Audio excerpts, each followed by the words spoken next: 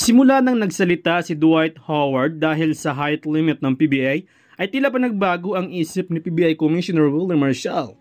Well, good news naman mga idol dahil noong nakaraan nga ay tinanggal na nga ang height limit ng liga pagdating sa PBA Commissioner's Cup.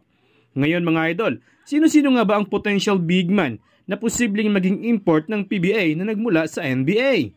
Siyempre, unahin natin dyan si Dwight Howard. Well, hindi na bago sa lahat mga idol na si Dwight Howard dahil alam naman natin na naglaro na nga ito sa Strong Group Philippines at gusto nga nitong maglaro sa PBA. Pangalawa, eto si DeMarcus Cousins. Well, expected naman talaga mga idol na isa si Cousins sa tatawagan ng kupunan para sa PBA Commissioner's Cup. Kilala naman si Cousins sa pinakamalakas na big man noong NBA sa kanyang prime.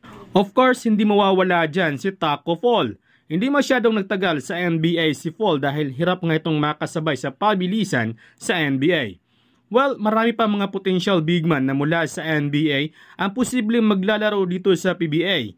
In fairness dito kay Kume dahil nakita niya talaga agad ang epekto ng height limit sa liga. Well, dito naman tayo sa PBA draft mga idol Inanunsyo na nga ng kampo ni na Evan Nelly at CJ Cancino na magpapadraft na nga sila sa PBA ngayong taon.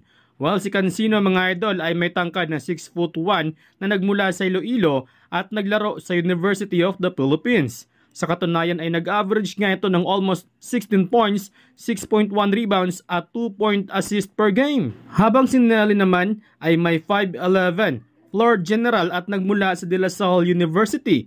Nag-average nga ito ng 11.3 points, 5 rebounds at 6.9 assists per game. Lipat naman tayo mga idol sa Gilas, Pilipinas Nakabalik na nga sa Pilipinas si Justin Brownlee para simulan ang training para sa paparating na Olympic qualifying tournament. Ayon kay Richard Del Rosario, ay nasa bansa na nga si Brownlee after ng kanyang stint sa Indonesia. Bad news naman ay out nga sa Gilas si Jamie Malonzo dahil sa patuloy na rehabilitation nito sa kanyang injury. Habang si AG Edo naman ay out din dahil hindi pa nga ito fully recovered mula sa kanyang injury.